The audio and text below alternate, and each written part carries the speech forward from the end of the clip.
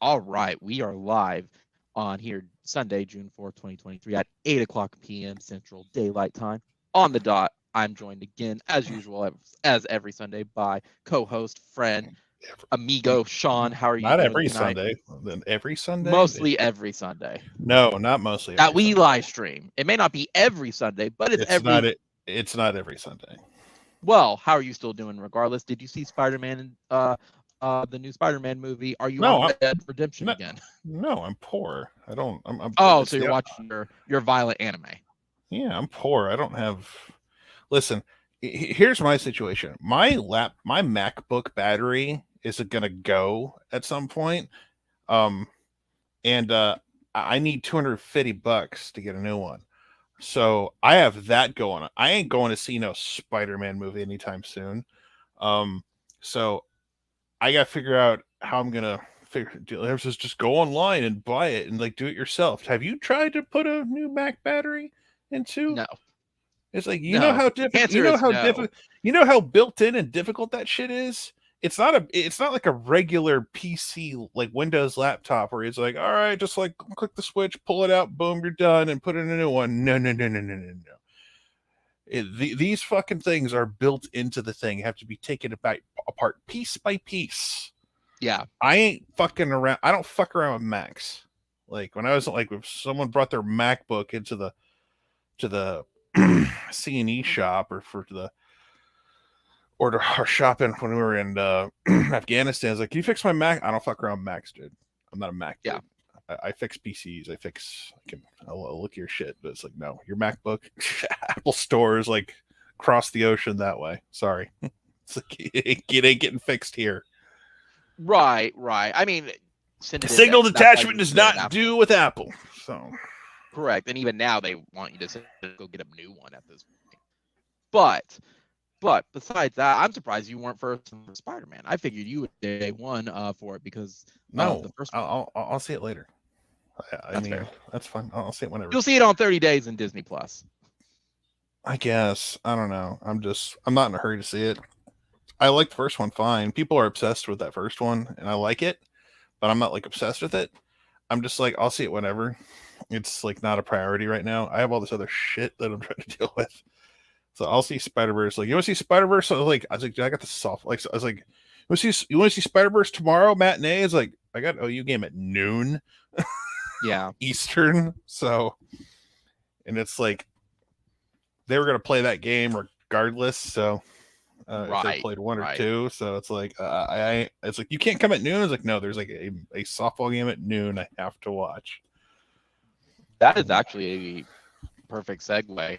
The talk of softball. That's what I want to talk about tonight. So if OU made it to the semifinals, Yes. they face Stanford tomorrow, and then they will face potentially the winner of Florida State and then Tennessee, Oklahoma State. I expect Tennessee to beat Oklahoma State. Gee, I wonder who's starting for Stanford tomorrow.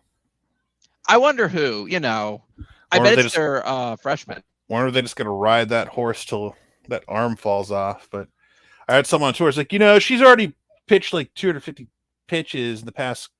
They're gonna play someone else. It's like, oh, so the Tennessee strategy. No. Bold move, Cotton. Let's not put our best pitcher. Let's see how it turns Boy, out. what a slap in the face. It to was. OU. Our two best pitchers are like, nah, we're gonna go with like our third, our 6-foot freshman, and it's like we're gonna roll with her. I'm like, oh, it was dumb. You sure you don't want to put up your best against the dynasty? And you just I feel like they threw in the towel. They already knew we're not going to win this game. Let's save her. I really feel like that's the case. I mean, they're technically as we speak, they're technically winning against OSU right now, but OSU's got 2 on, no out in the bottom of the 5th. So, I just they do. I think Oklahoma has proven throughout the entire season, even in the World Series here, that OU can win every single type of game you want to play. Do you want do they just want to like play, let's just have a home run derby? They can win that way. That's the most popular one people tend to pay tickets for. Let's win the home run. Okay.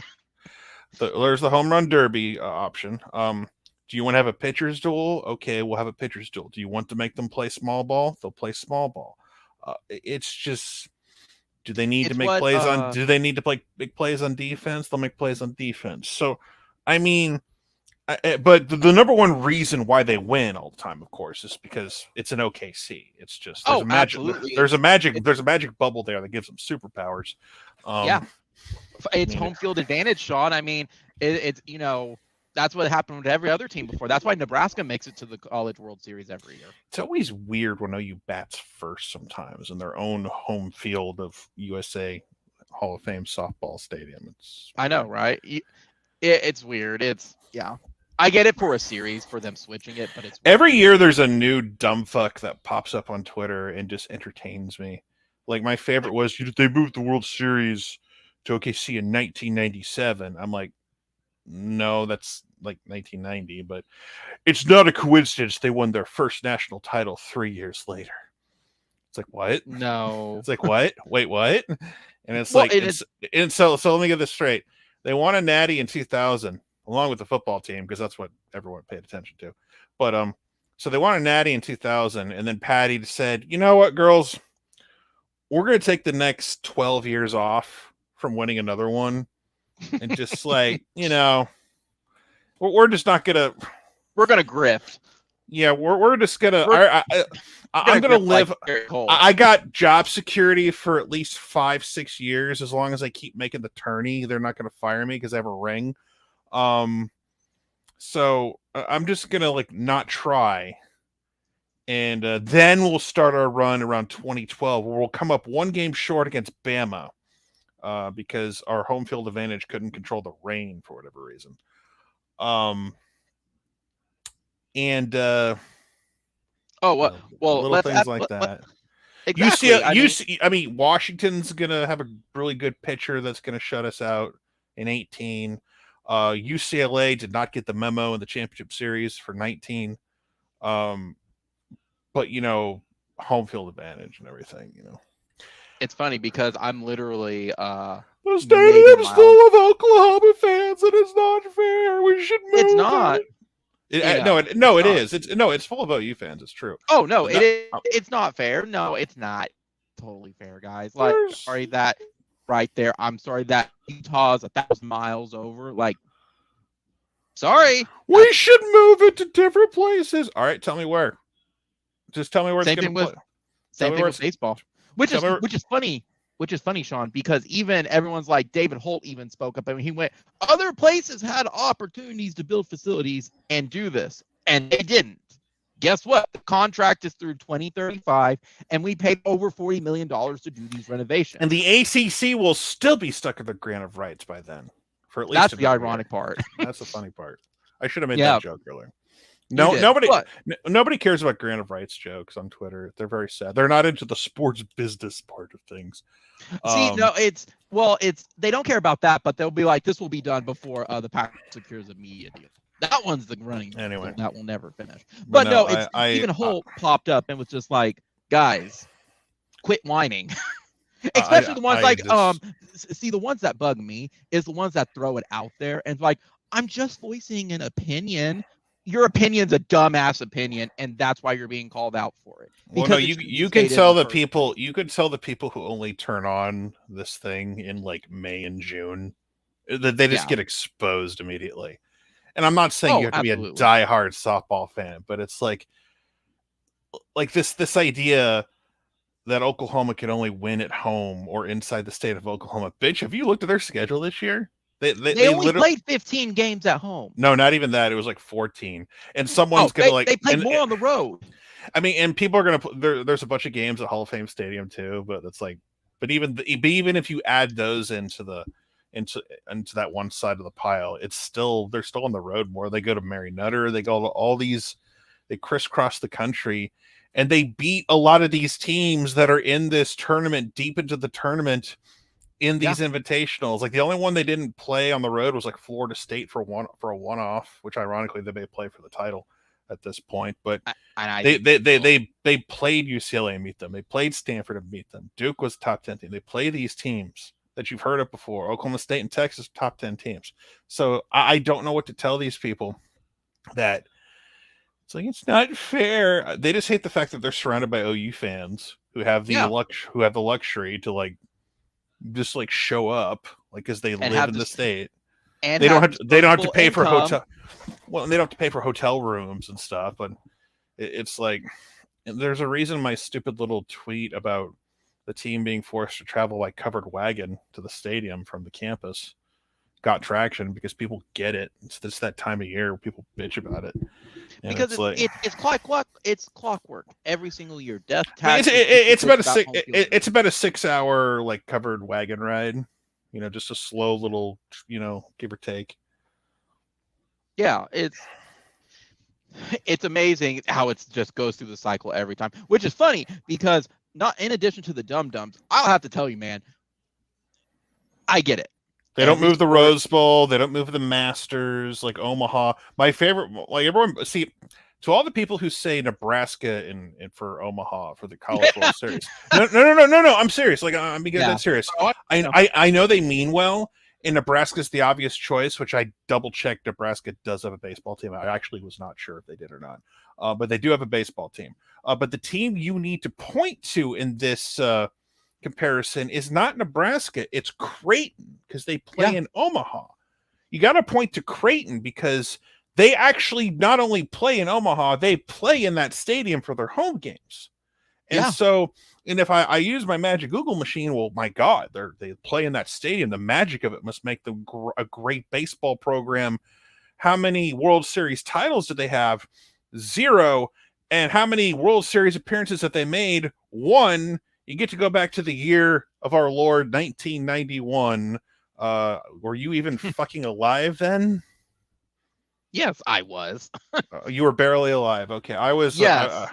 Yes. I was actually 1. Thank you very much. Okay, I was 9, and I was just, you know, before the first It's Morphin time. I was. They actually made it. I was rocking. You know, I was rooting for Hulk Hogan and the Ultimate Warrior in WrestleMania. Like, I don't even know what I was doing at 1 year old outside of probably shitting my pants. At 1 year old. I don't know. At 9, I was just like, I cared about Ninja Turtles and Nintendo. That's what I cared about. And anyway, Back to the Future. I mean, I guess. I mean, sure. That's fair.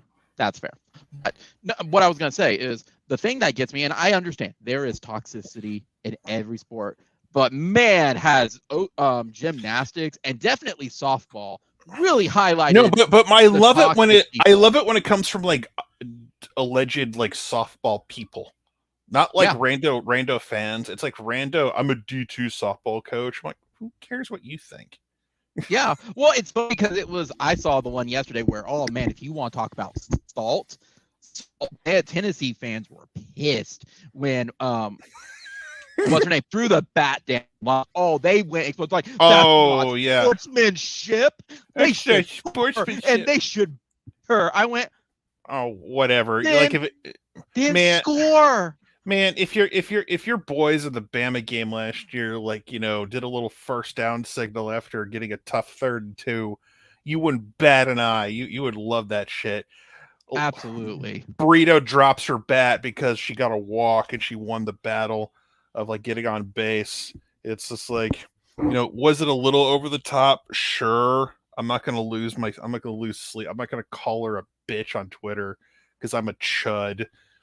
And I'm gonna have because that's all they have, Sean. That's all they have for that game. Bunch of chuds on Twitter who are like my trying coworker, to like, okay, just a bunch of just like who have like all these like red pilled like men's rights activists out there because you know that's what they care about. It's just like, what about men's rights? It's like, shut the fuck up. It was funny because my coworker messaged me and he's like, wow, I thought Tennessee was gonna actually, you know, show up. I'm like, I thought Tennessee was gonna show up too, but he's like, I figured they'd at least score 1. I went, oh, they got a double. Anyway, first at bat got a double, and I'm like, wow, they should really enjoy that. Yep, it's what Gabe Eicher said. So and you said it earlier. This team is the killer in the serial. They don't die. They just figure out another way to kill you. Oh, and it's what you said. Home run, fine. We're just gonna home run you back. Oh, pitcher's duel. Okay, we'll wear you out, and eventually we're gonna hit our runs. Any No, other but like, combination? Oh, you wear our first pitcher out. We still have 2 more. Well, it goes back to the Stanford game where Kennedy's that monster, just like a monster freshman pitcher they have. She's fucking awesome. She'll make a great Sooner next year. But the point of the matter is, but no, She'll it's be like second string at least. Okay, let's but no, in all seriousness, it's the fact that it's like I love I've never appreciated watching 2 players in this World Series so far, or actually we'll say 3. Her going toe to toe with both Jada and TRA, and it was just double-digit pitches, foul tip, foul tip, foul tip, foul tip.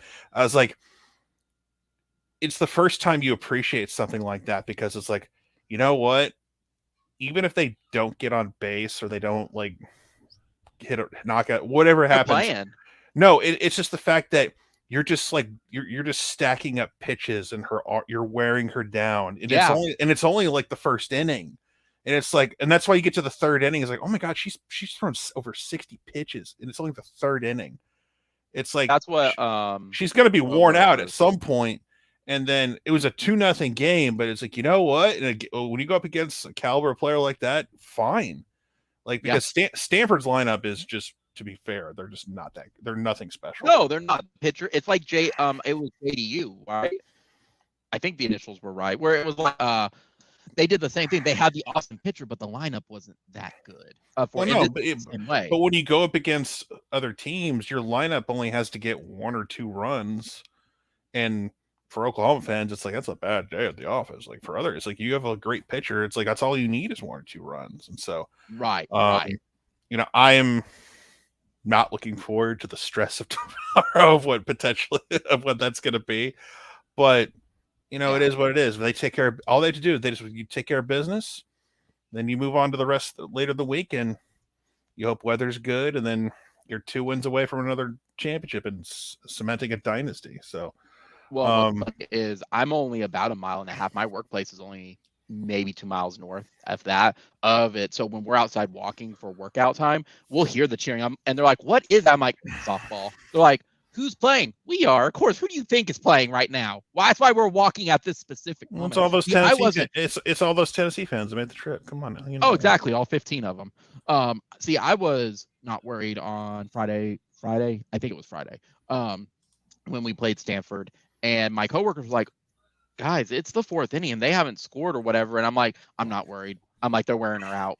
Look at the pitch, and they're like, "Oh God, you and I saw the same thing." And the second it was good softball though. And the second they were starting to get her going, they pulled her because like they knew they was like, all right, you're not wasting your arm anymore because we know it's like so. Someone on Twitter claimed to me that they're not going to start Kennedy tomorrow because, well, they want to save her. It's like, dude, there ain't no saving. It's do or die. It's do or die. You like now if you want to play the whole play, they're not starting her until later in the game. Yeah, it's a bold strategy there. Do or die. Yeah, you don't have the bats to play a catch-up game with OU though. So no, they don't. And I get at least Tennessee. I get their strategy. It's disrespectful. No, I don't get their strategy. You're going up against OU, and you have 2 pitchers that are better than the one you're playing, and you're like not gonna play either one, bro. Like, what you doing? I think they figured if they lost, could at least try to beat Oklahoma State and then rest their people against Florida State. It's like you're that's like, the only logic I could think. You're of. like Jim Harbaugh last year, trying to play 2 quarterbacks through 5 games to figure out that you want to play JJ McCarthy. It's like you obviously want to play JJ McCarthy. Just go with JJ McCarthy. But he tries to do that against like Ohio State as opposed to like whoever garbage team he plays in week 1 because Michigan doesn't play a decent non-conference till 25. Right. And well, like I said, which is us, by the way. We'll talk about that soon. Yeah, we will. But we didn't have it mentioned, and I do want to mention it. After 3 attempts, OU finally did break the D1 record, which they broke. They scored half 100 over the weekend. So they scored this half could get this. 100. That's pretty They won impressive. half 100. They won half 100. They scoring half 100 is pretty impressive. They usually call a game when it gets that nasty. So that's one hell of an inning. That's one hell of an inning, man. That's just that literally is. I mean, that literally is the Bugs Bunny cartoon conga line at that point. So I did laugh at your tweet at that, where they're just going to start letting people in and hitting home runs at this rate. Are there any long time season ticket holders that want to get a shot here? It's like, yeah, but they did break the record, and it could go into, knock on wood, but it could go into next season at this rate. For it, because let's take care. It's tap the break, of course. Right. Let's get this. Let's take care of this week's business first before we talk about next year. I would rather. Right. But I think business of we have to win like we have to go and win the ugliest, most unoriginal trophy in all of sports, an NCAA D1 national title. Yeah, but seeing them lined up and everything, which they are going to be in using every. Oh, sure, but like it's like a carbon copy for every sport except football, and it's like the most boring trophy in sports, the NCAA national. But do you prefer the NCAA bland trophy, or do you like the lipstick trophy from? You know what? You know what? At least the lipstick trophy is different, and you can at least talk about it, and it's not boring. You can hate it, but it's not boring. That's fair. That's fair. I didn't think of it that way. I mean, you can make memes about it. Yeah, but they did break the record though, and it was like the Pac-12 like conference football trophy. We all know what it looks like. At least it's not boring. At least you can make jokes about it. The NCAA D1 trophies are like whatever, and that is gone. The Pokes are on the board. It is 3-1 Tennessee, but the Pokes finally strike. But we do want the Pokes to win, so Florida State will beat them. I mean, do we? Really, I don't give a shit who wins on this side. Like who seriously, who's left? Who are you worried about? There's nobody left. To me, that's my question. Is the only ones who would maybe give us a competitive. There's no mystery entrant there's no mystery entrant to the Royal Rumble. There's no Joker in like a casino battle royal. There's nobody left. Like, I ain't afraid of the Pokes. I ain't afraid I'm not either. And so we want who to play who. I don't care. Put whoever you want out there. I think the biggest. I think it's more of there's a mismatch. Like that could sway stuff with Tennessee. But I would love to play Florida State, because Florida State, when we played them, was a 5-4 game. It'll be entertaining as hell. Yeah. The Pokes, it'll be whatever. Tennessee, it's like, well, if they decide to, they want to play their good pitchers, maybe. But we haven't brought up Jordy yet, and how she's just in full lioness mode at this point. So.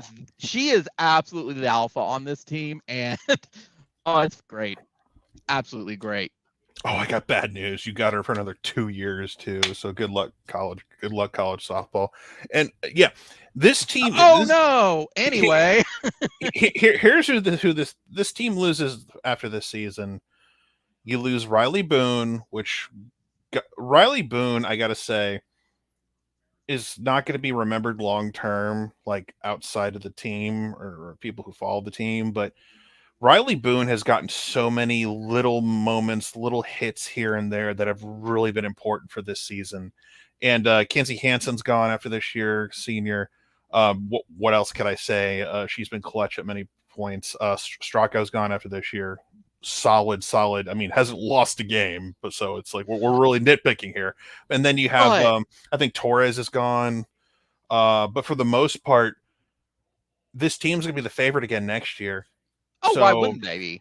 Well, and it's the what we say, they're reloading. They are not rebuilding. Like, they're just going to plug and play at this point. All right, this person graduates. Who's the next person? Like, if they can finish the job this week, we get to Thursday or Friday. Well, we don't want to get to Friday. If we get to Thursday and it's like, if they finish with one loss, which is going to be like the most nagging, annoying thing ever. It's like, damn it, they only had lost that one game to Baylor in that non-con.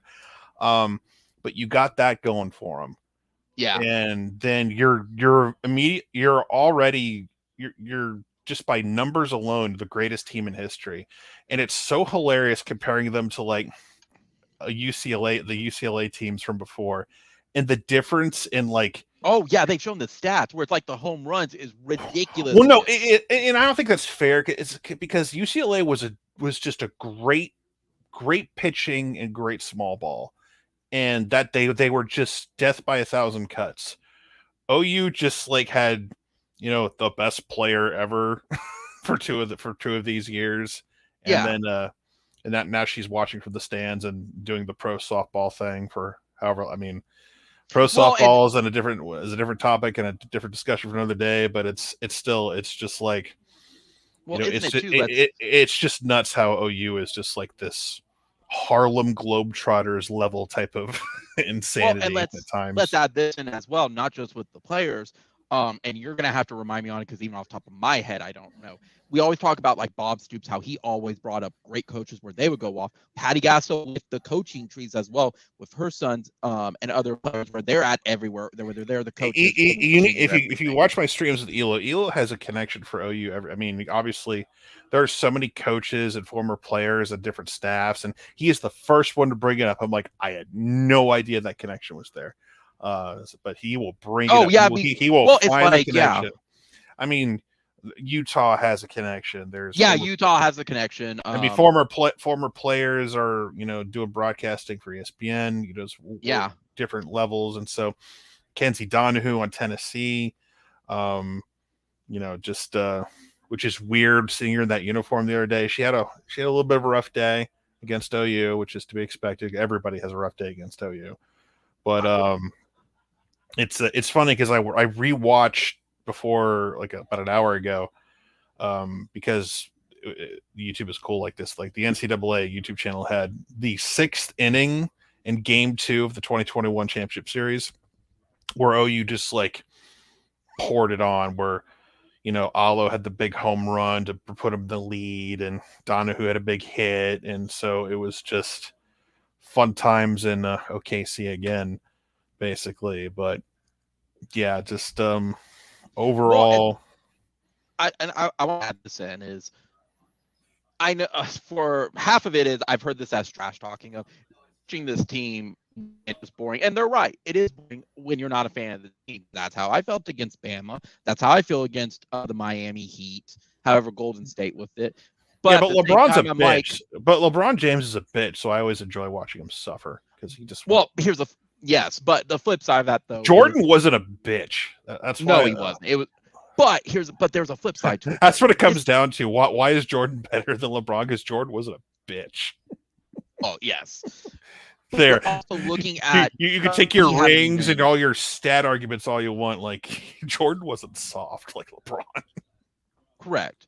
But the big thing too is with softball with this team, there has very few times where you've seen just a complete dominance, and you can't help but watch complete domination. It's not even they're just great, and they're here's the dominating team. I've watched or listened to nearly every game this year. Yeah. You could beat Oklahoma. They will give you a lane every so often. But you have to be perfect. Well, you don't even have to be perfect. You just have to not fuck up. There's a difference. I've seen so many teams. That's a better way to put it. It's like you don't have to be perfect. You just have to not screw up. And I swear to God, if you give Oklahoma an inch, they will take it. It's like blood in the water, sharks in the water. Oh, you're giving us a chance to come back? Watch this. It doesn't matter who it is. It's like Clemson, you're down to your final strike. And it was beautiful. And it's like, boom. Oh, you're going to ruin. Like Clemson had every opportunity to ruin that moment. And to see Patty Gasso just like kind of break down in tears and just like the pressure of that. And it's like that game, that was a reminder to make you, it made me like appreciate what this program is done and is accomplishing. So, but it was a storybook moment too. You got 2 strikes, 2 outs, and then tied up. Like it was, you could not write something better for it. And then TRA with the go-ahead home run, and so it's just, like if you don't like TRA and Jetta Coleman, they back next year. so better watch Jokes out. on you, suckers. But it's what you said too. This is something special. If you're not on board with it, even as a casual fan, the time is not like this is a great team, and it's not going to get worse. They're going to be better. They're good. You know, it's They're funny. very good, Next man. year's the final year where the whole joke of like they don't have to leave the state comes to an end because SEC tournament that rotates different places. Right. So like a different school hosts it. So I think OU hosts it in like 2032 because they've already announced like when the future sites for SEC softball championship. So that's a ways away, and I don't think Patty will be coaching in 2032. I'm going to go on a limb and say she will not be coaching. Patty is realistically before the end of the decade will become the all-time winningest coach in softball. Oh, so absolutely. I mean, I think she is right now, right? No, she's not. No, God, no. No, she needs like 200 something wins. Oh, I'm thinking of win percentage, not the actual wins. I was gonna say I think she. I mean, win percentage. I don't know. I don't know off the top of my head, but no. If we're talking just like an actual number of wins, she needs like because like the coaches that were ahead of her, like the Michigan coach, like retired just recently, so she was one of the obstacles. So she's retired. So, but okay. Patty needs like 200 something wins. Yeah, right now for the win percentage, she is number one. She has that .808. Yeah, so which is ridiculous. I mean, yeah, she's got that going for her, but like, in order to, I think when she gets like that number, that's like when the clock will really start ticking. It's like, all right, I've done everything. I've gotten, like, I don't know if she's going to lead OU to the most natties because that will take a little bit. I do think they can pass Arizona for like number 2.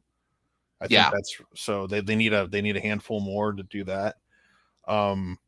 So I think they can. By the time Patty is all said and done, I think she'll have OU at number 2 because the UCLA's got like a crap ton from, back when there was like when there was like 2 teams playing softball. It was like UCLA, right, and Arizona. Well, and add this in as well. Heaven for I feel for the person who takes over this job whenever she steps down. It's gonna be her son. Like everybody, it's an open secret. Oh, nepotism, that always works out.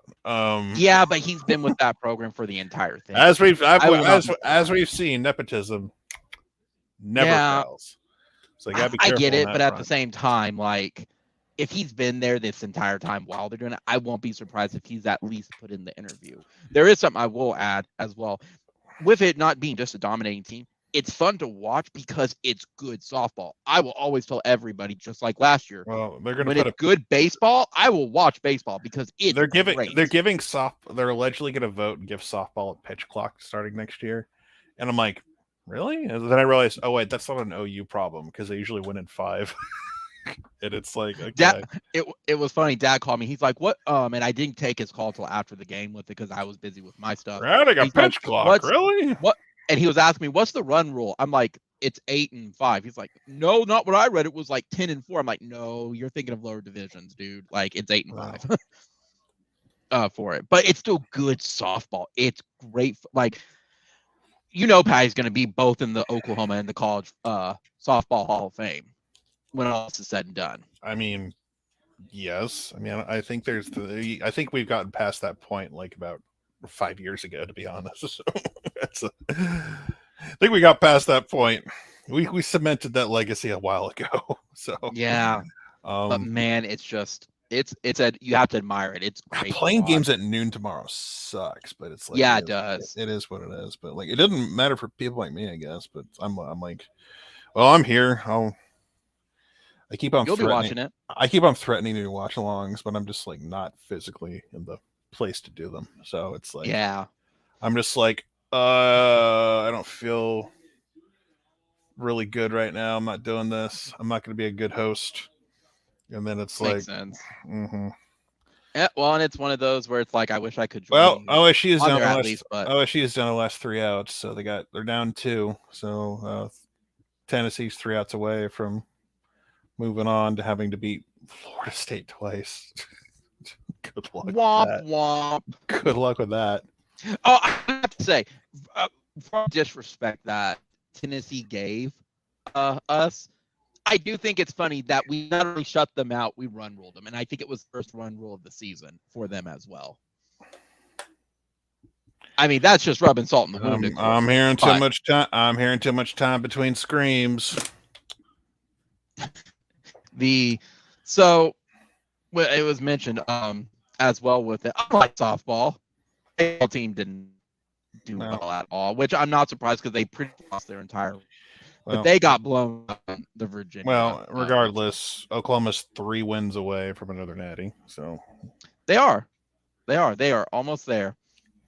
By the way, have you seen also the people who keep on for softball messaging and saying it's not a real sport, and every person with half a brain's going, guys, it doesn't matter what the sport is. If you're winning this much, this is ridiculous. I don't care. Baseball people are like, we're tuning in. This is great. I don't care if OU is. I don't think there's a kid in an OU shirt and there's a kid in a Texas shirt and they're playing marbles on the sidewalk, and the kid in the OU shirt is a complete and utter douchebag who's just like a piece of shit. I'm rooting for the kid in the OU shirt to win the marbles. So that's where I'm at right now. So you can, like, if you want to be like a men's activist chud who says shit like that, like, you be my guest, have fun with that. Or the guy or dude who likes to say, oh, well, you know, softball is just a distraction for the off season for football. And I'm like, it is. That is true, but it doesn't like denounce or demean like how fun it is to watch if you just like take 5 minutes and watch a game. It's a great distraction for the off season in football. I love it. Thank you for being here, Soft. Thank you for being here. Yeah.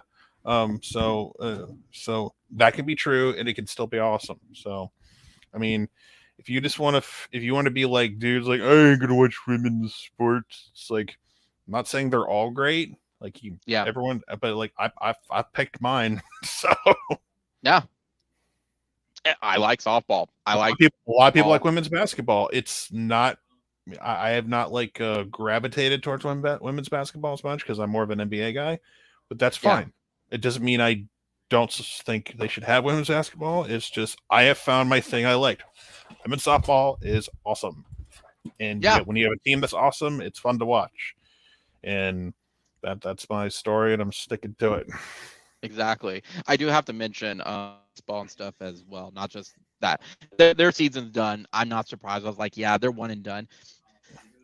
I find it funny. The baseball team? Yeah, it's yeah. I mean, it is what it is. I mean, they had a magical run last year, and then there was like, I know they still had Spikerman and like a few other guys from last year, but it was pretty evident that they were not going to replicate that. No. When you get murder death killed by East Carolina, and it's like you got to go and play the double elimination game. You have to win 2 today. It's like they played better. They played better today. Unfortunately, it was just not. It just wasn't on the cards, and so you can't give up 5 runs like between the 3rd and the 5th and expect. No, and it's just unfortunate that they weren't able to. Get to it. But it was when you're not hosting a regional, it can be tough. Sean? When you're saying hosting a regional, that sounds like Oklahoma State. Like they got to host a regional and they didn't win a single game. Well, listen, I'm not saying it guarantees you victory or anything, but I'm saying that if you're in the pool of teams that, aren't obvious regional hosts, then I don't have to tell you. Sometimes you get in, sometimes you don't. They were in and they lost. They move on. So hopefully the baseball team gets a lot better soon because they go into a conference that loves their baseball too. So they will. I think this year it was. You're going to need to like up your A game just a tad. And them getting in, even in like where they were at.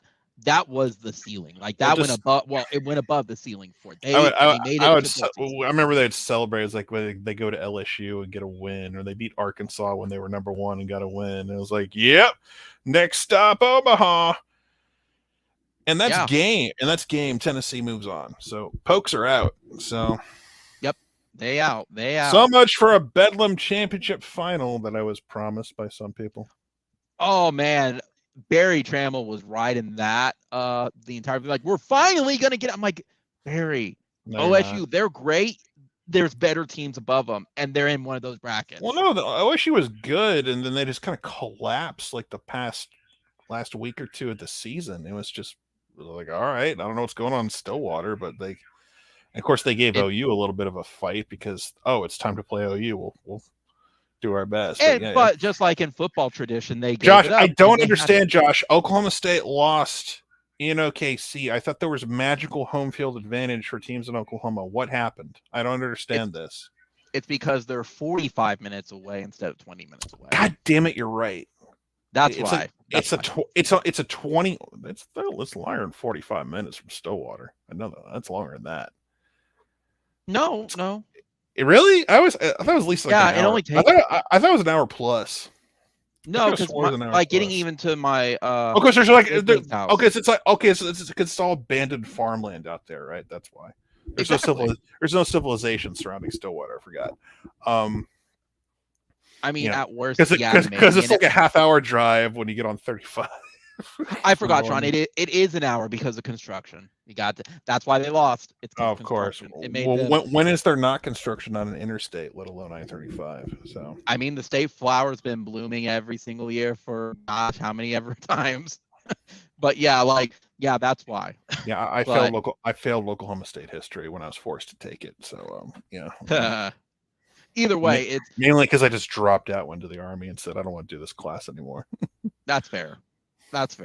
But I mean, with the baseball team with it too, they at least got a win. I saw a lot of Oklahoma State people chirping and laughing like we got blown in the water. I'm like, we at least won one. Y'all didn't even win at home when you're down the street, and you lost to OBU.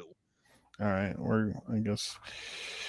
I ain't gonna pretend I watched a lot of OU baseball this year. I mean, they were what they were. I mean, I watched like the Tech games and the Big 12 championship that were just like, what is pitching? Pitching does not exist in college baseball. No, it doesn't. I mean, they have a person who throws the ball in an attempt to get to the catcher's mitt, but sometimes that doesn't happen as often as they'd like to. Yeah. I mean, I want to add this one thing too before we talk some football and stuff too. I do have to laugh because not just with Oklahoma State, but the ones that were really chirping loud were K-State fans being upset that they did not make it into the postseason, despite sweeping us, getting far into the Big 12 tourney, and then having the better record. I'm like, guys, you've known for years it's RPI. That's what gets you in. I'm sorry that your coach has only been coaching for 24 years, and he's only made it 3 times into the postseason, and he knows better. Huh? No, if there was a fly, I had to swat at it. Gotcha. I'm sorry that's just that your coach kind of forgot that he was here. That's why he did horrible here too. So that's why he got fired really fast. Yeah. Like I said, there's some expectations. Yeah. I live on I live the philosophy is like, if you're not good enough to be in a 64 team bracket and you're bitching about not getting in when you're not even close to being like the conference champ, I don't feel bad for you. And that's I feel that way about every single college tournament that has like 60. If you're not good enough to be top 30 and there's no question, I don't feel bad for you. That's me. I told it to my coworker. Can you get a number next? Can you get a number next to your name in a poll? If the answer is no, I don't feel bad for you if you don't get into this mega tournament. That's a great way of looking at it, because to me, I went, guys, I've always felt that way. I'm like, but guys, you're bitching about number 63. It's like you're not going to win the whole thing anyway. So it's like, who cares? I'm like, at least I'm of the same opinion of if it's top 30, you have a chance. If not, you're not making it. It's just the thing. I'm like, for Kansas, Oklahoma States of the world, adding it to we were the 7th best ACC team, and I can't believe we didn't get in. I don't care. Like it's about the experience for the players and the students. Like, all right, play better. Like, don't suck. That was the thing I told my coworker. Like, I went, what this reminds me of? Stop being poor. You rob these kids of a trip. I was like, all right, why don't you book them a vacation somewhere, make them feel better, just like they don't have to play basketball. Just like, I don't know. Just it is what it is with it. We gotta play a bowl game, or else the players don't get to go on a trip to Boise, Idaho, for the Potato Bowl. So that's actually a great segue too, as well. You're on point tonight for it, as always. You're on point because let's talk SEC stuff. They did have their spring meeting. I'm just here, so you're always here. Everyone's screaming about NIL. I don't give a shit. So why are they screaming about NIL? Because they're trying. Like, did I miss something? Nick Saban is gonna go to Congress and stand before Tommy Tuberville and try to explain to him how the government works. And Tommy forgets what his name is. Like, Tommy Tuberville could not name the 3 branches of government, but has a Senate seat, a U.S. Senate Tommy seat. can't point to where Lubbock is on a map. No, so I just, like, there's a lot of really stupid people who were elected by a lot of other stupid people. So, I mean, but I would find it hilarious if Tommy Tuberville was like a main component and Saban had to talk to him and just like, oh, it's you. I will say which is going to happen first. Tommy Tuberville figures that out, or he only coached against Tuberville like briefly when he was at Auburn. Tech. I think. No, Auburn. When I think Tommy Tuberville, I think Auburn because he is a senator for Alabama. I don't think of Texas Tech, Tommy Tuberville. I think of Auburn, Tommy Tuberville. There's a difference. Really, I think of Tech, and maybe it was he made his name at Auburn because he kept beating Bama like 6 years in a row. It was like a joke. Maybe I keep on thinking of that's the time I was a student, and that's who the coach was during. No, but he was known as he made his money. He made his notoriety as a coach of Auburn. That's what he was. Meanwhile, the SEC decided that they're going to stick with their 8 games. And look, well, no, they're sticking with it for a year, which is like that's fine. They're wanting more money from ESPN. That's what it comes down to. No, I mean, first of all, yes, everyone wants more money. That's not the money will come. It's just the fact that what I've been screaming about for forever now is that there are teams that want to play 9, and most of them are teams that, if you just look at who wants to do it, it's like Georgia and Florida. Missouri's in there. Texas A&M is in there. LSU is not named. Yeah, they were part of the ones with. If they were, I apologize. I apologize to the Bayou Bengals. So they were in there. So it was like Florida, Georgia, LSU, A&M, Missouri, and I'm missing somebody. It was only 5 actually. Now that I think about it. Yeah, there was only 5 with it, and OU. Now, Nick Saban publicly for years has screamed about playing 9. I want to play 10 games. It's like, okay. But for whatever reason, Alabama wasn't like on the list, which is shocking to me. But then, like, because now there's rumors of like Saban being pissy that his 3 quote unquote permanent opponents are going to be LSU, Tennessee, and Auburn. And I'm like, Nick, you've been playing all 3 of these teams every year since 2008. Like, I don't know why this is an issue now. Oh, Tennessee's good now. That's what it is. Auburn's garbage again, but Tennessee's good now. Oh, he don't want to play that game now. So that's what's different. So fuck you, Nick Saban, for being a whiny little bitch behind the scenes. And I don't understand why but the other problem I hear is like, well, our 2024 non-conference schedule, guys, it's already set. We can't just like get rid like bullshit. Did we not go through COVID and see how we could change things very quickly? Because apparently I did not. You could easily see it's a bigger problem for OU than it is a bigger problem for the SEC, because for the SEC, all they have to do is buy out one garbage game, and that's the problem. They don't want to buy out the garbage games because if I have to hear one more fucking time about we do this for the small schools. No, not I'm not even talking about that. That argument has yet to come up, and if I do, I would smack people in the face. No, what I hear about is making a bowl game in the year of our Lord 2023. I swear to God, if I ever hear a head coach, if I ever hear Brent say making a bowl game, like not like as a well, not like last year when we were failing at the end and making a bowl game is like our fallback. No, if I ever hear making a bowl game preseason from Brent, I will call for him to be fired immediately. So and funny I'm enough, not joking. If Brent ever says making a bowl game is like the standard, because he would never fucking say that at OU, I would call for him to be fired immediately. Which is funny because if you listen to other fans, and if it's funny because I remember to the dot who it was, TCU fans have said, well, we want bowl games because that is our ceiling, because we'll never make it to win the national championship or even play in that game for us. So this is our way to celebrate the season. I went, then y'all shouldn't play the sport. You play the sport to win. I want bowl games to die, and I'm sick and tired of because it's not 1993.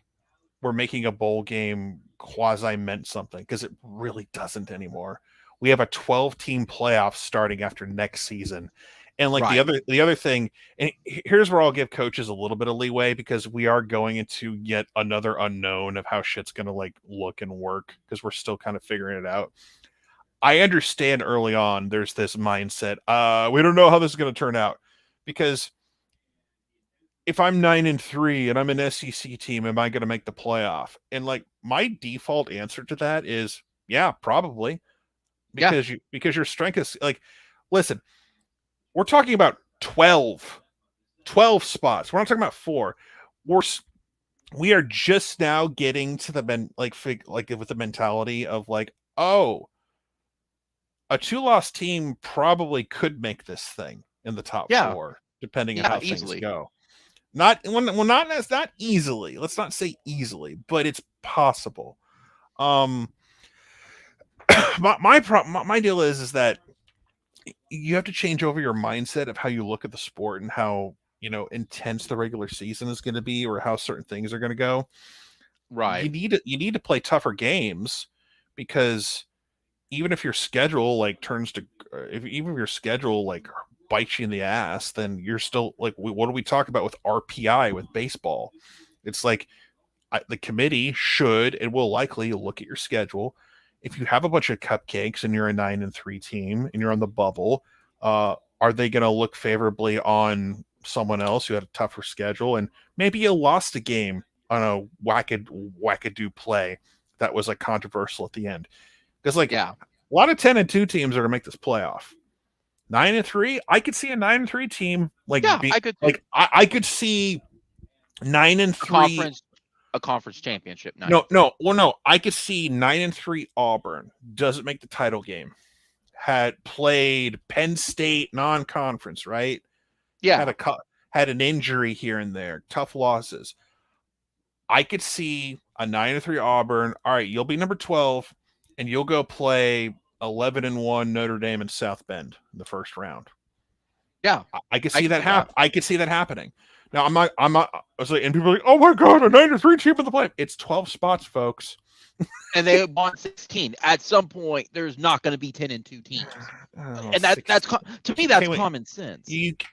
Let's not talk about 16, because there needs to be a reward for teams who actually have really great seasons. Because if it's not going to matter if you go to 16, you go undefeated, it's not going to fucking matter at that point. Right. So just people say 12 doesn't make sense. How does 12 work? It's well, if you want to reward the top 4 seeds, that's how you do it. You give them buys. You don't. Well, they don't have a home game. It's would you rather have a home game, or would you rather have not to play an extra playoff game and get ready to go to the Cotton Bowl, the Orange Bowl, wherever, which is a whole nother discussion. Right, and that's yeah. But again, it's also I figured it was common sense. There was going to be a 9-3 team that's going to get in there. That's. I'm not saying it's guaranteed. I'm not saying it's guaranteed, because there'll be years where there'll be a bunch of double-digit win teams. My thing is that you hear that argument, and the SEC is going to do 8 games for 1 year, and if I know how this is going to, I think that I know how this is going to work. At least we're actually going to find out in about 10 days or so. Give or take. So kudos to them for that. That's good. Now they're not going to give the actual schedule. They'll tell you the other teams are going to play. Right, but that's still ingenious because they get 2 primetime things to do this. Well, yeah, because they usually announce the schedules like right when the regular season starts for the next year. So right, I think it's brilliant because it gives you something to do in the middle of June, and I'm all for that. Me too. So I'll be scrambling to finish my goddamn panels, and I'll be like watching this thing at the same time. So that'll be fun. But nobody cares about that. I care about your panels, but I can always text you, be like, here's what it is. You're not even going to be there. So it's like you can't even see them. So it's like, no, I'm saying I appreciate your panels. I mean, I know what you don't know what my panels are. I'm kidding, of course. But anyway, let's but yeah, the whole deal with like I've said it over and over again. It's not going to hurt Oklahoma if they play 8 or 9. It's not going to affect us because we know we're playing Texas.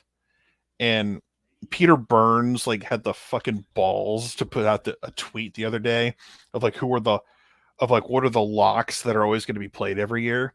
So he put like certain games like Florida Georgia is going to be played every year. Alabama Auburn's definitely going to be played. Like he put like a tier list of like locks without question. Then he put a list of teams that are likely played every year. And he had the fucking balls to put Oklahoma, Texas as likely every year instead of that's playing every year, my dude. And I'm like, what the fuck are you smoking, Peter Burns? Have you lost your goddamn like? Did you like wake up? Like, do you not watch that fucking game every year or like pay attention? Like, oh, it's likely. What do you mean? That's not likely. This isn't Bedlam. Yeah, this is going to happen. This is going to keep going. It's like I don't know what the fuck Peter Burns like woke up and smoked that morning, but I want some. I would love to have that type of mindset. Just like, I think the Super Bowl is likely this year. I think they'll play a Super Bowl this year. It's very likely. No, they're going to play a Super Bowl this year. Yeah.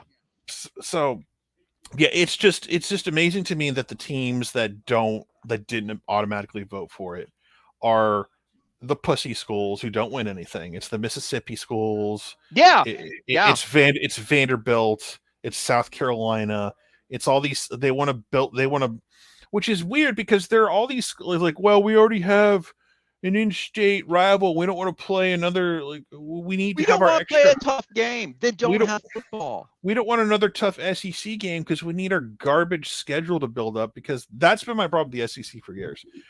And it's like, oh, now it's like finally come. It's like the chickens have come home to the roost. This is the best conference. Yes, you have like the top teams at the top, 1 or 2.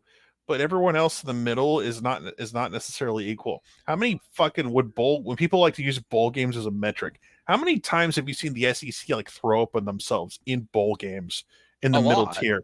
All the time.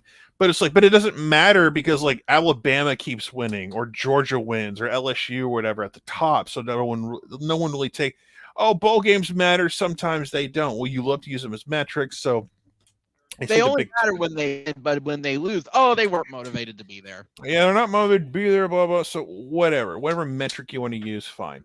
My point is that Georgia has like 85 rivals, including Georgia Tech.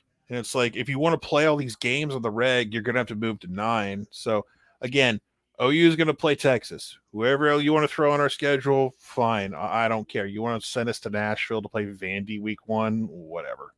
I'll do that. I want to go to Nashville. I was like, all right, go to Nashville. Have fun. Like, I mean, you want to party in Nashville. It's a fun place. Like, go get drunk. Do what you do. Music festivals, blah, blah, blah, whatever. It's just like, go enjoy all the SEC towns and all the wonderful things you can experience there. That's awesome. Cool. Do that. But if you want to keep some of these secondary rivalry games that you love so much, because it's Georgia. I know Georgia and Tennessee is kind of a thing, but it's not an official rivalry, so you're not going to keep that. Right. So it's like, and I look at it as at least with Sankey, I understand right now it's a money pool, but also too, they have no reason to do it if there's not going to be a reason for it for the 12-team playoff. I get that. Well, here's what's going to happen. In a couple weeks when they release these teams, this is going to be very telling. I guarantee you they're going to do Sankey's going to do everything in his power to make it seem like everything's on the up and up, and everything is going to be fine. as many games as possible. He is going to make it seem like business as usual. Correct. So Florida's going to play Georgia and Tennessee, and typically in games you would see Georgia's going to have all their rivals.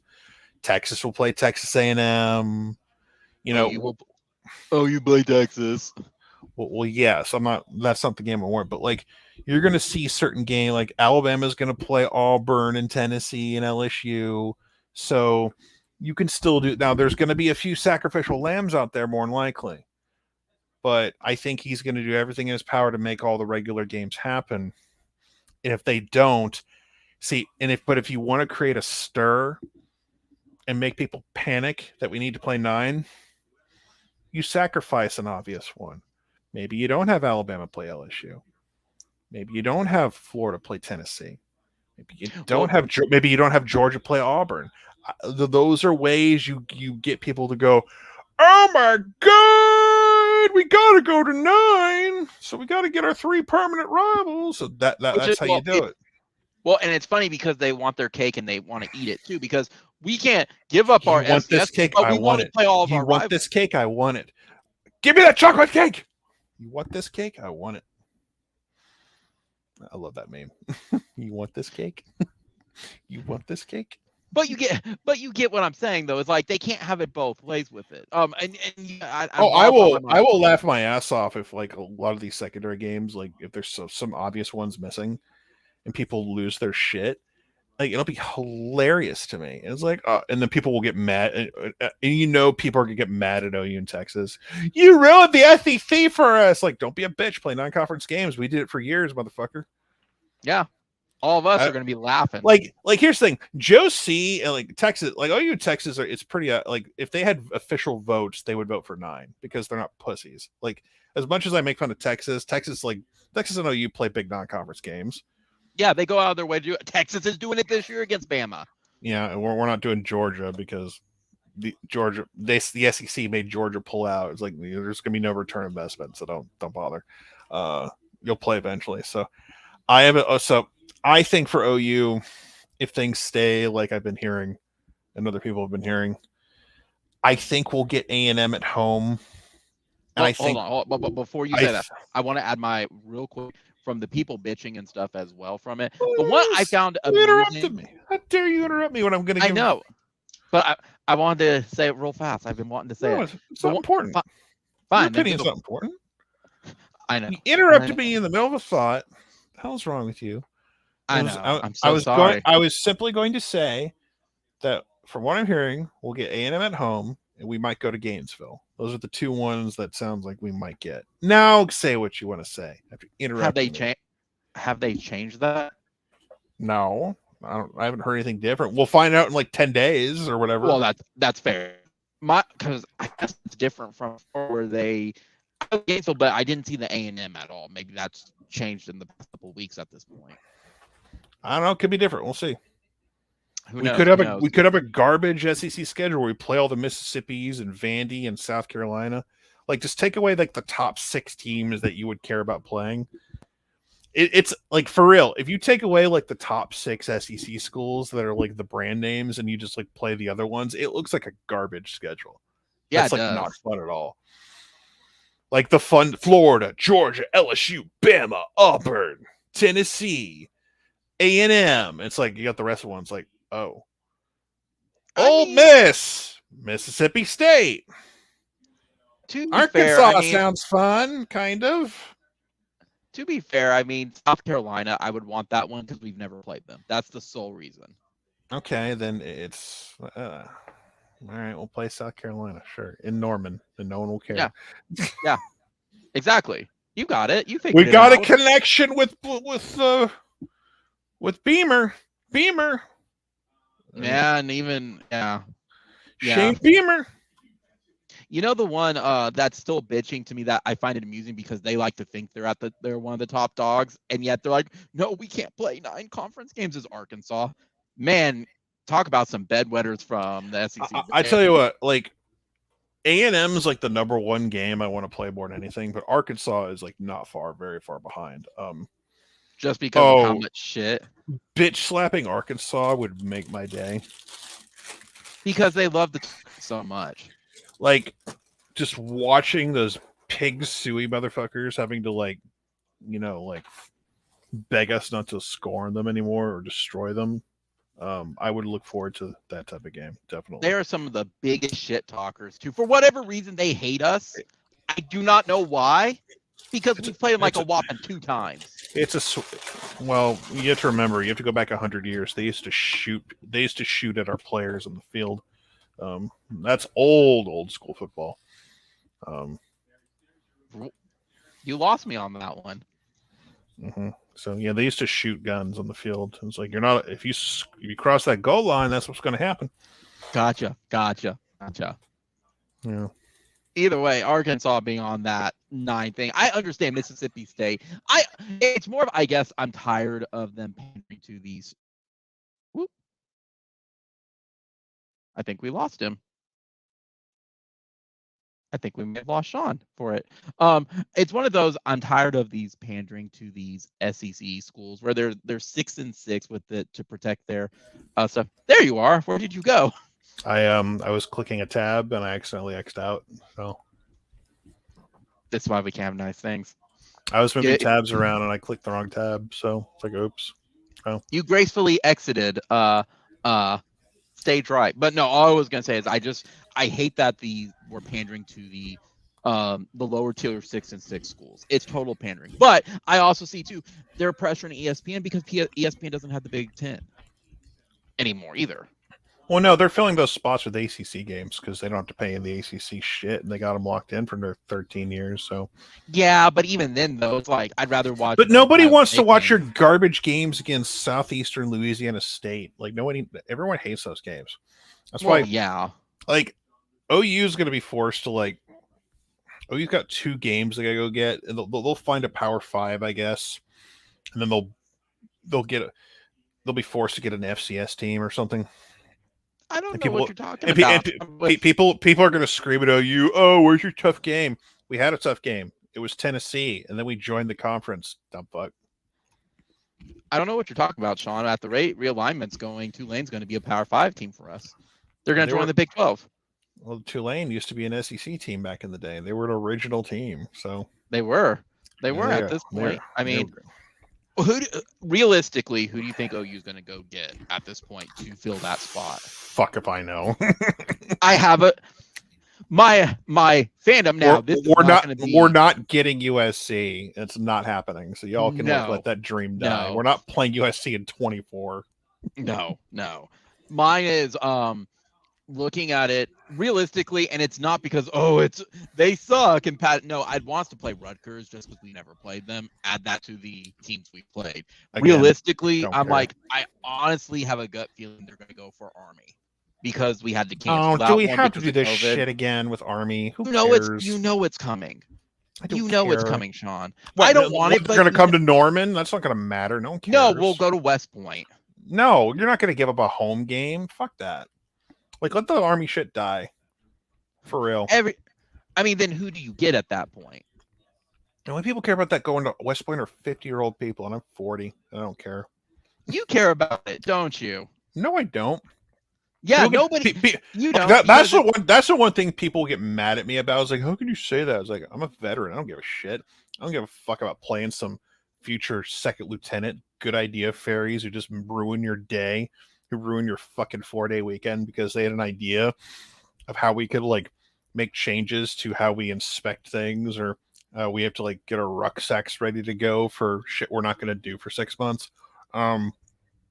Yeah. Fuck West Point. Fuck all the cadets. Fuck them college educated good idea fairies who ruin my fucking weekend. I think when we're talking, I said it. Fuck. It's not fuck the troops. Fuck those specific set of troops. There's a difference. I mean, you're clarifying it, so it's okay. I think for me, I was part of the E4 mafia, and it's like if you were a butter bar from West Point, you came into our unit, and you had all these good ideas. We make sure to ruin your fucking life if you fucked with our shit. I mean, the only thing I could think of is if we're going for a Power 5 and it has to be a home game for it, The only one I could see that would maybe agree to it would be like Boston College or maybe like someone from the ACC. Here's another thing. Like, it's not that I'm not even afraid to play Army because you can't. They can't do it. Yeah. You can't fucking cut block anymore like they did all the time. So the days of Army and Navy being like that trap game. Army's not even doing Army doesn't even do triple option anymore. They're doing like a basic. I think they're doing like an air raid or some shit. They're allowed to do that. Army is. Yeah, doing good luck. Air Force stuff. Yeah, what? Yeah, all the academy schools who basically had to go to some sort of triple option because your lineman can't weigh like 300 plus pounds because of like the Army and Navy height, weight, body fat standards because they have to follow those. You can't be a big 300-pound monster and be Army Navy. Good luck actually competing with football for real anymore. I don't know why the academy schools. It's not that why they play football, why they play quote unquote Division I football. Those days are over. They should probably be Division III, like realistically. But we have rivalries with these. No, you don't. Like Notre Dame loves their rivalry with Navy, though, man. Well, no, Notre Dame has this thing. We will always play Navy because Navy was the one school that would play us, and when other people wouldn't, because whatever fucking persecution complex the Irish had back then for Notre Dame, or whatever the fuck. But that's their reason they play Navy. But still, though, like. That's what they say, and I'm not like pissing on that. That's like that. If you ever ask a real hardcore Notre Dame person, they will say the reason we play Navy is because historically they played us back when Navy and Army were. But this is back when national powers were Army and Navy, or mostly Army. Yeah, I mean, at least they admit it for it. What would you say for? I was trying to see other ones. The only other one I could think of then would be. Maybe Arizona. I don't know who OU would go out. It's going to be a pay. Yeah. Well, the reason we bring up Power 5 is because they're saying you have to play a Power 5 team, which I thought was going away, and I'm glad they didn't get rid of that. Because do you think that was the coaches ground for it? Well, no, because coaches, if they were told they didn't have to play at least one Power 5, would have dropped all that shit in a heartbeat, unless it was like a rivalry game. Yeah. Like Florida's not dropping Florida State. That's not happening. Right. But I'll tell you what, it's like, oh, we don't have to play Power 5. Let's call as many like Sunbelt schools as we can and get this shit going. Oh, yeah. All of them would get a Sunbelt school, a Conference USA school, and 2 FCS opponents. Let's go. Yeah.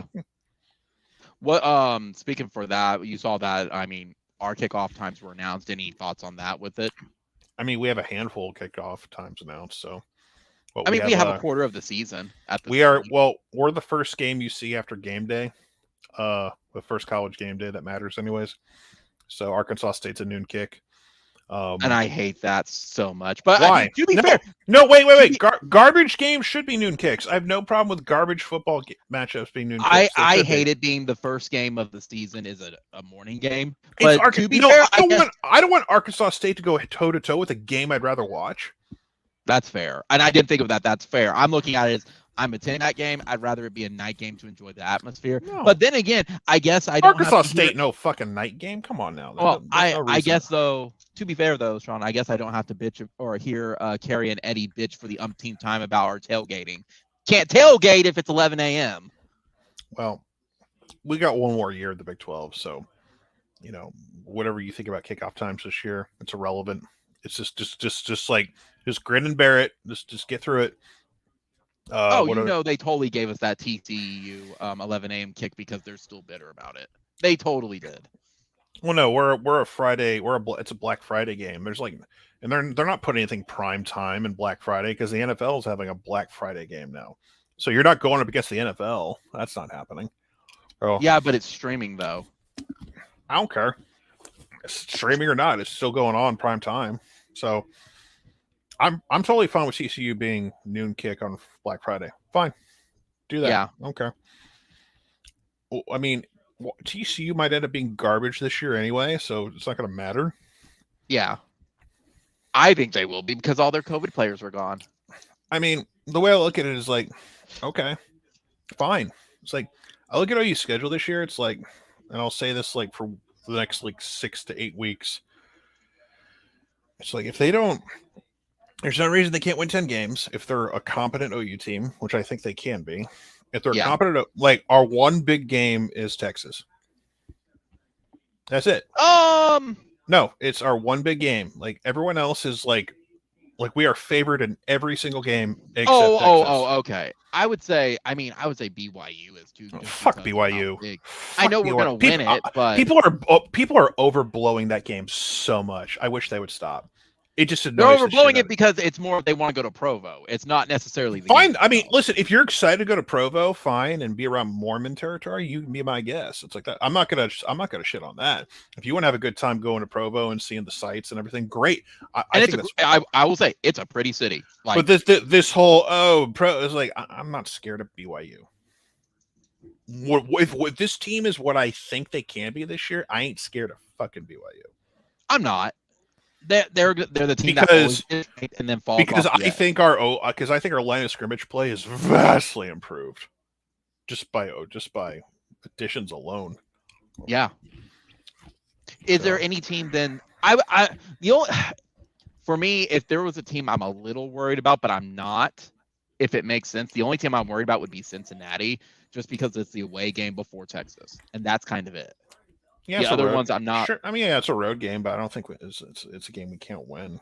So yeah, especially with you have to overcome the initial surge of how excited they are to be in a real conference, and then once we leave, it's not a real conference anymore. So yeah, I'm not even scared. I'm not even scared of SMU. I'm not either. It's SMU don't scare like all these teams. Like, no, not really. If you would have asked me a couple months ago, I would have been a little more worried just because of who we didn't have. Now look, it's June 4th. I might change my mind in 2 months. We'll see. I don't know. We'll see how things develop. But as of right now, no. It's like Red River is the game I point to because there's talent on that team. Now, whether Texas will make the most of that talent is another question, but they have talent on that team. But their Lord and Savior Arch Manning, who's going to be riding the bench all year, is there. It's not even Arch Manning. No one's hyping up Arch Manning. They're hyping up their wide receivers, which are like Xavier Worthy. Yes, everyone else, that's carryover hype from when Isaiah Airhead was injured and this and that. Like, okay, all these other guys are talking about were like injury prone or haven't proven shit yet. The only guy. Like, I'll give Jatavion Sanders a little credit because that dude's a beast tight end, in my opinion. I wish we would have gotten him. But other than that, it's like they're building up their O-line. Like, Banks is going to be good at left tackle, another guy I wish we had. But again, it's like outside of Xavier Worthy, Bijan's not there anymore. Correct. And or Roshan. So their wide receivers gonna be so good. Okay, we'll see on that one.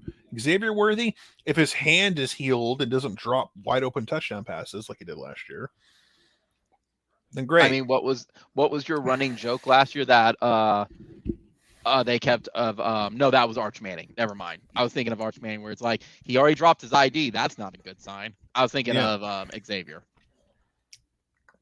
He must have handed it. He must have handed it to Xavier Worthy. That's why he dropped it and lost it. Yeah, probably. I know it's early. For it still. That's like I said. Cincinnati's really that one I put as a. No, that's fine. I back-to-back tough game. I think the Cincinnati game is legit because you're going to have to like fight through that initial surge of fans being excited. That oh my god, we're the real deal, we're playing OU. Can you overcome like that first quarter and a half of like emotion? Because after that it's football. Well, yeah, even though what's the thing you always told me, it's the first drive for both teams always emotion, the rest is business at that point. Well, it all depends how big the game is. So it's like like OU Texas, it's emotion. Like you can win the first series or two on emotion. After that, it's football. So yeah. What So I always look trying at to shit like see. that. It's like, okay, Right. whatever. Sean, we have about while we're thinking of it, the my thoughts on the kickoff time. Like I said, I don't like the 11 a.m. just because it's the first game. That's it. It's a garbage game. SMU, Play all garbage games should be played at noon. The one thing I will say, and 82 Which will bring that up here in just a sec for that as well because I wanted last 10 we minutes. have nose guards now. We have zero techs. Holy shit. Yeah, we'll bring that up in a sec. The only other thing was that I wanted to say on the kickoff. By the way, I'm eating not Cheez-Its if it sounds annoying, so I apologize. No, it's fine. The only thing I had on it is also I always see y'all on, so I do want to give you a shout. Welcome 82, welcome Weston, and welcome Sooner Rebels. Y'all are always on this stream, so I appreciate y'all being on. I appreciate y'all watching with us. The big By the way, thing, I'm being a little pissy and cranky, so forgive me. So I know I'm coming off as an asshole, which is my default mode, but I apologize. The big one for me is I'm not surprised on it because when I thought about it a little more, it only makes sense that SMU was the ESPN Plus game because they're not going to. Yeah, that's right. Game. Well, that game's like at 6 o'clock Eastern. ESPN Plus game. Yeah. And like, you know what? Fine. Oh yeah, it's everyone's the most of the Big 12 is on ESPN Plus this year, which should really. So I saw that. Which should really scare the shit out of the Big 12. Because that's what ESPN thinks of y'all guys now.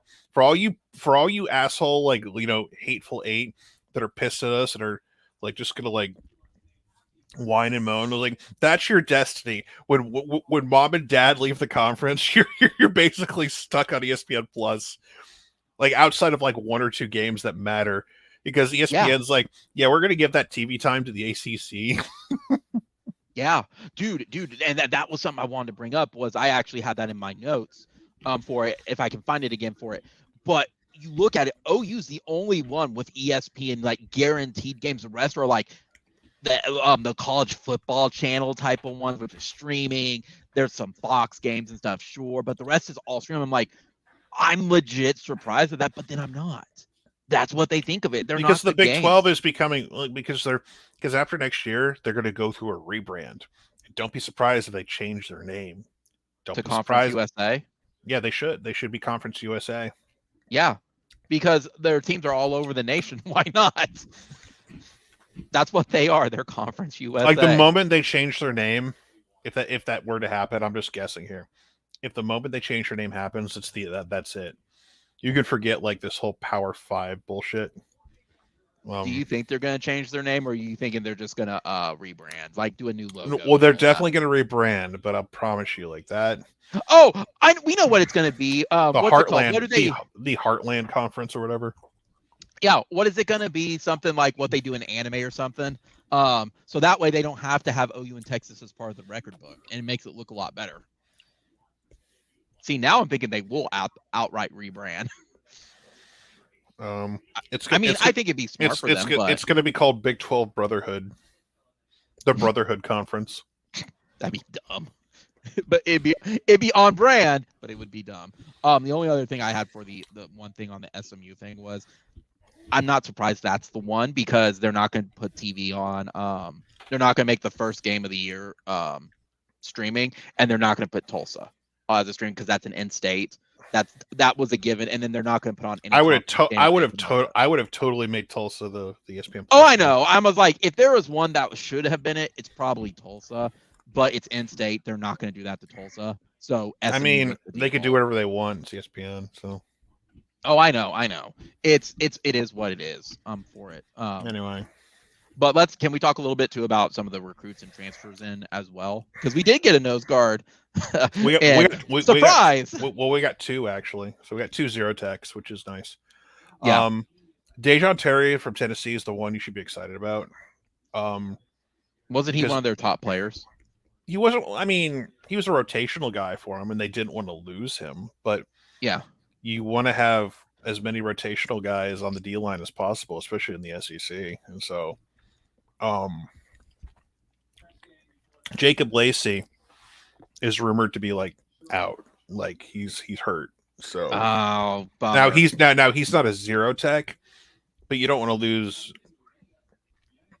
I think Dejon Terry is going to be a much bigger impact player than Jacob Lacey ever would have been. Yeah. Because here's the sad state of our D line. Dejon Terry walks in, he's like 320. We have nobody like that on our roster right now.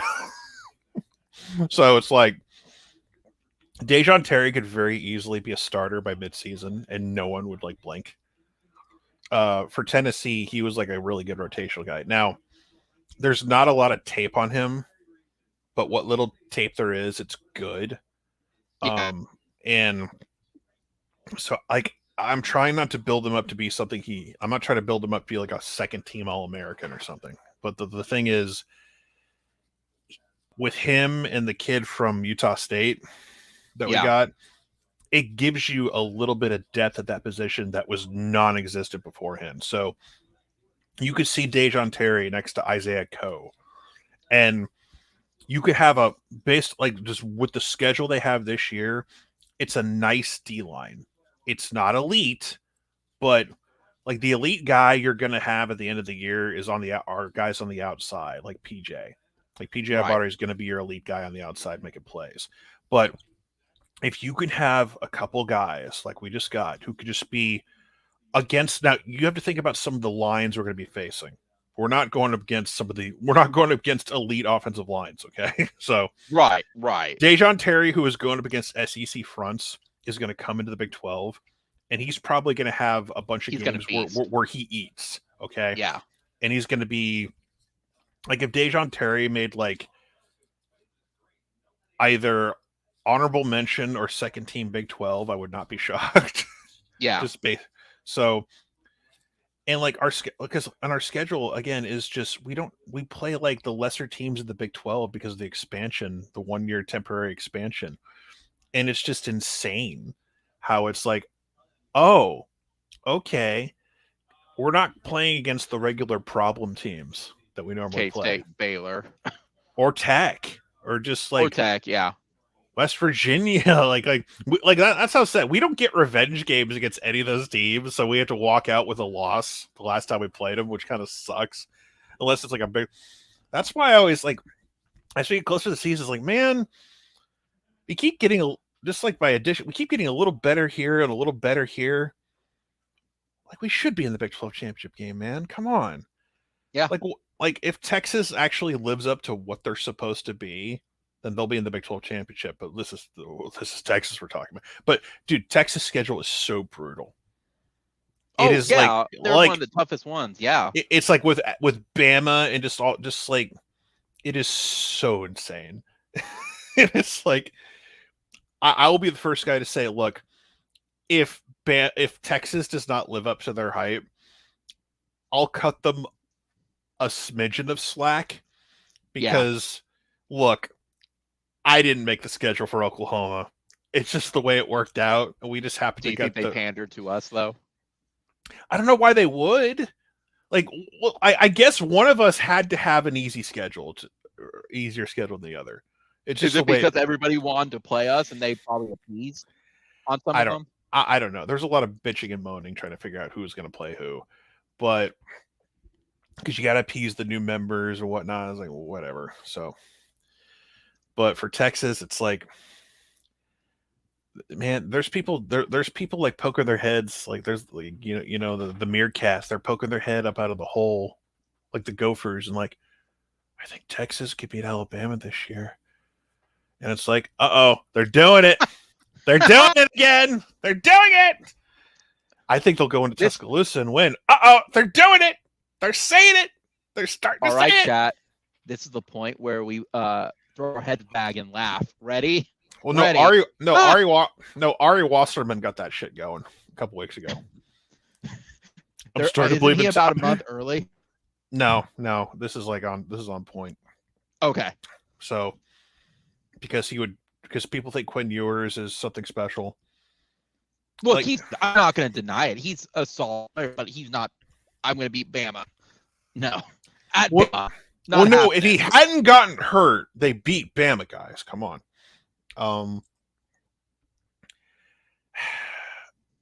Bama is a little bit of an unknown this year because from what people are telling me who are Bama fans that I talk to, they're trying to tell me that Bama is going to be like 2012 level Bama, where it's like game managing quarterback, smash mouth running the football, play action. They're not. It's not going to be like Tua, Bryce Young Bama, which is like that's because they don't have that quarterback right now. Well, yeah, because they have to transfer the quarterback in. Yeah, it's like Bama is capable of getting a transfer from wherever and being okay. They did it with Florida State in 2015 with what's his face that no one remembers, and they won a title with him. Yeah, but they're trying to be. It sounds like 2012 era Bama is like coming back, and it's like I don't know. We'll see how that turns out. Everyone's overhyping Texas and their skill guys, and people are underselling Bama, which I think is so dangerous. It is like it's like, man, everyone's hyping up the game last year and how it happened, and I'm like,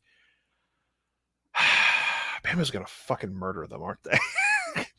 It's just what it feels like. Yeah, I don't disagree with you. I think they're on a collision course that Bama's going to destroy them. Because like, look at it's not like Bama is like garbage on defense with highly talented guys.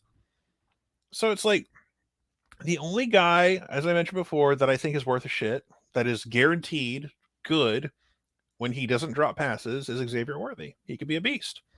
Yeah, I'll get and Jatavion Sanders. I said.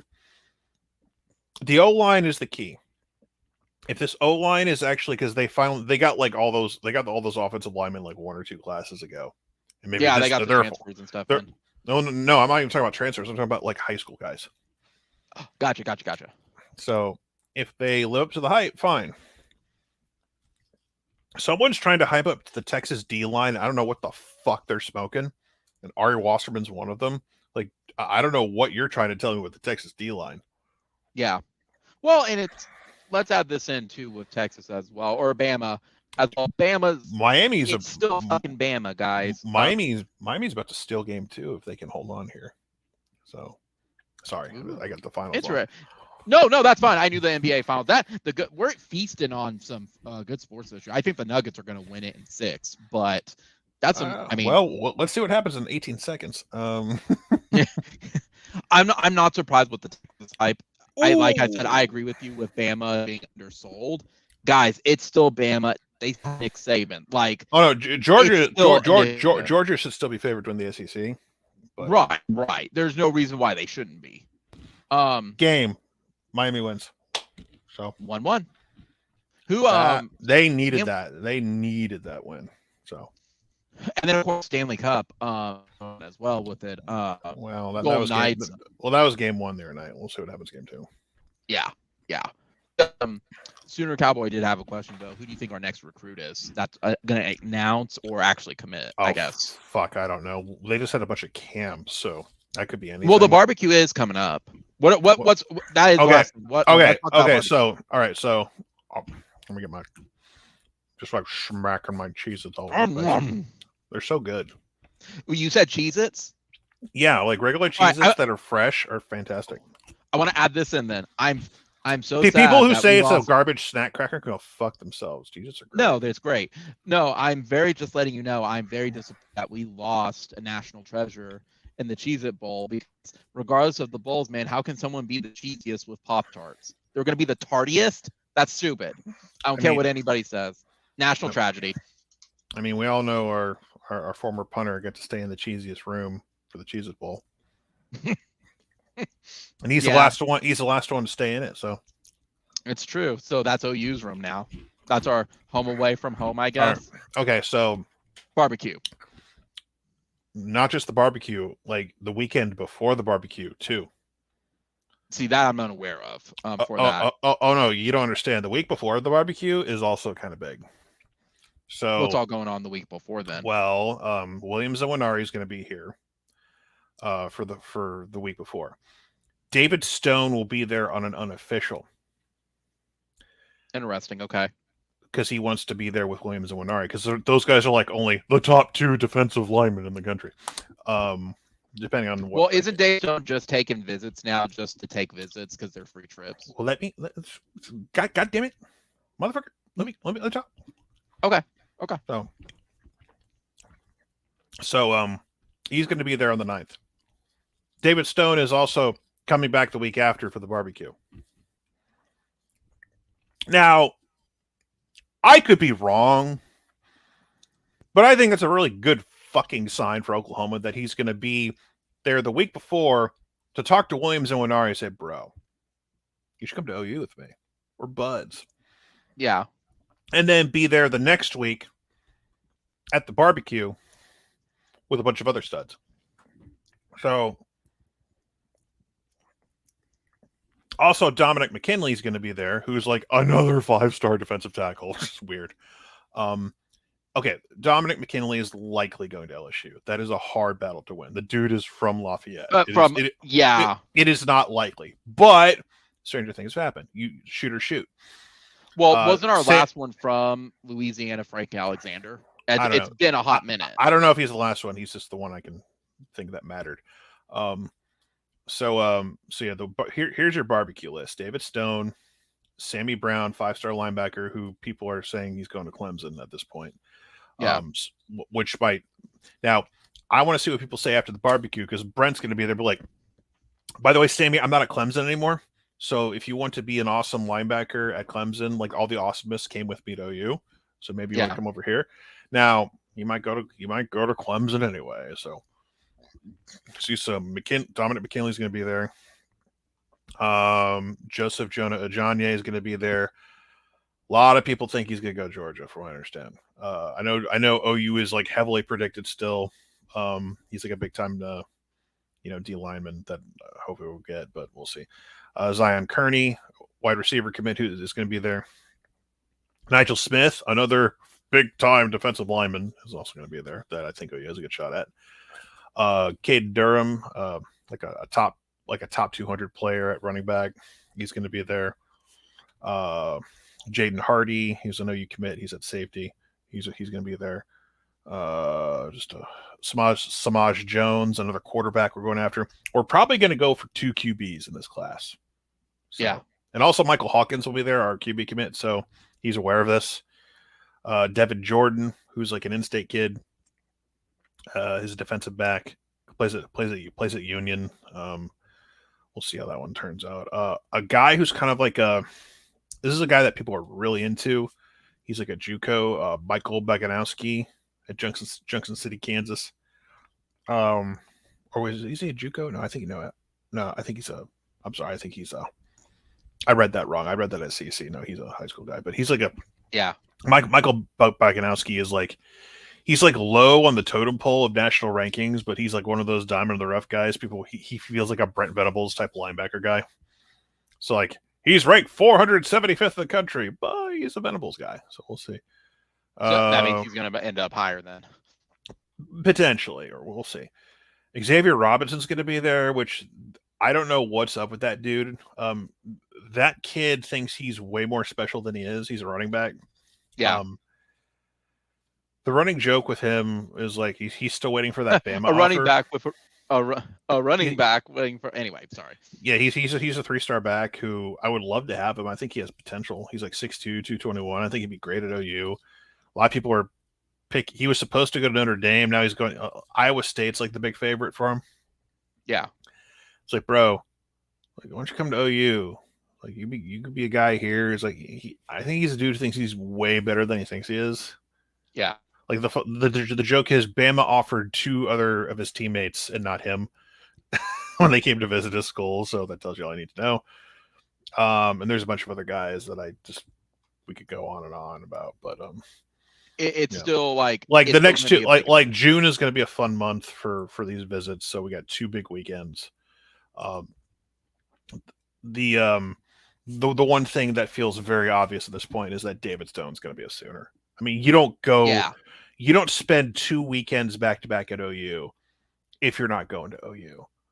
Like all the drama with his mom is like ancient history at this point. It's ancient history at this point. I think like everyone has Brent has calmed her the fuck down for whatever. Yeah. Like only Brent could. It's just a matter of. I do think David Stone will take his visits just to take them. So, and a PSA to people on Twitter, and I know there's like not going to be the people here. I swear to God. I swear to God, people from our fucking fan base are so goddamn stupid. But it's like every other fan base that does this too. Yeah. Stop tweeting at recruits going on visits when they tweet social media and like lecturing them about why are you so excited over the simplest of things, and then beg them to come to your school. You come off as like a creepy weirdo when you do that shit. I mean, like, isn't that on a T-shirt at this point? Of don't I tweet swear at to I swear to God, like Nigel, I think it was like Nigel Smith. I want to say it was either Nigel Smith or Inwinari. I want to say it was Nigel Smith. He was like taking a Georgia visit, and he was like talking about the hotel room. And some guy from our fan base was like, "I know where you're getting so. It's just a hotel room. You're not excited about that. You really should come to OU, man. We need you." It's like, God, could you be more pathetic? It's like, I hate you people who do that shit so much. And it takes if this was 10 years ago, I would just blast you on Twitter without thinking twice about it. But I don't do that shit anymore because it's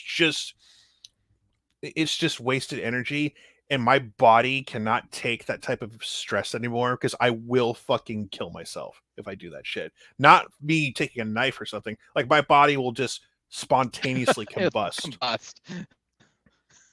I will end up in the emergency room because why? What cause? Because did you find out what your triggers are for your anxiety attacks? It's stupid motherfuckers on Twitter who tweet at recruits. That's what does it. Well, you should stay off Twitter. I can't. I can't get off Twitter. Like it's like, you know, when you're on heroin for so long, you can't just get off of it. It's like that's Twitter for me. I have to stay on Twitter. I can't get it. I can't do it. But I can't do it. Well, it's also too like people need to realize, like, guys, they're 18-year-old kids. They're gonna take their free trips. Oh, you're not gonna be at Florida anyway. Why are you so excited about the hotel room? It's just a hotel room. You should really come to us. We really need you, dude. It's like, God. Yeah, like you're in Atlanta. They're gonna go see the sights. It's gonna be fun. Oh, why are you taking a trip to Hawaii? You're never gonna go there. It's Hawaii. Now I know there's limitations. I would totally take an official visit to Hawaii just to go to Hawaii. Even if right now, don't get me wrong. There are rules like Hawaii. It's like you don't get to see the sights. It's like it is. There's bullshit some rules with it. Bullshit. Right. There's other stuff, but it's like the family's gonna stay, guys. Like, duh. But they're gonna have their fun time. You guys can't go to Bricktown, all right? What? You can't tell me no. It's people don't think like that. It's like, guys, for me, that's apparent for people who I see you going to Hall of Fame Stadium to watch the Sooners win their national championship. I see what you're trying to do. Huh, neat. But again, these are people who don't understand it. They're also looking because it could be something they really do want to go do, and that's okay. It's their decision. And I've stressed that too. Don't tweet at recruits. It's their life, guys. Like, it would be great if we got every 5-star. Guess what? We're not going to get every 5-star. No different than we've said before. Well, no, like people are always going to tweet at recruits, but it's like, man, some of you are just so fucking stupid and sad. Yeah, it's sad. It's sad. It's let them live their lives, guys. Like, yes, you show your support. Absolutely. Like, dude, I committed. Cool. That's it. Listen, I obsess with recruits too, but I stalk them from a distance on like Discord servers and talk about them behind their backs. That's what you're supposed to do. Yeah. I'm half joking when I say this, but I'm really not.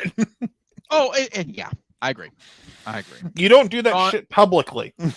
Right. Well, it's just like if you know a high schooler or something from it, it's cool. Talk to them if you're a teacher or something. Neat. Guide them. Heaven forbid if Message Board Geniuses finds a way to get into certain Discord servers. Oh my God. They should just pay for it. Like everybody else does. No, like if that happens in a Discord server, they nuke the server and start over and like filter out who the